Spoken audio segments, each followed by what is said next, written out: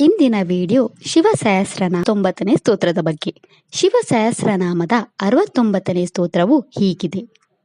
ಪರಶ್ವದಾಯುದ್ಧೋ ದೇವೋ ಯಾನುಕಾರಿ ಸುಬಂಧವಃ ತುಂಬಾ ವೀಣೋ ಮಹಾಕ್ರೋಧೋ ಊರ್ಧ್ವರೇತ ಜಲೇಶಯಃ. ಈ ಸ್ತೋತ್ರದಲ್ಲಿ ಶಿವನ 8 ನಾಮಗಳಿವೆ.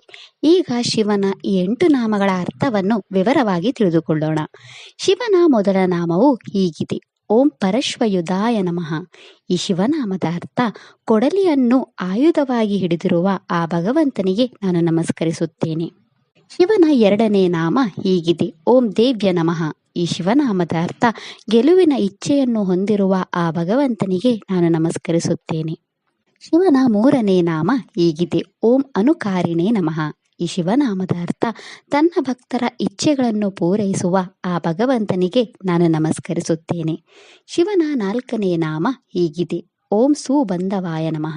ಈ ಶಿವನಾಮದ ಅರ್ಥ ಒಳ್ಳೆಯ ಸಂಬಂಧಿಯಾಗಿರುವ ಆ ಭಗವಂತನಿಗೆ ನಾನು ನಮಸ್ಕರಿಸುತ್ತೇನೆ.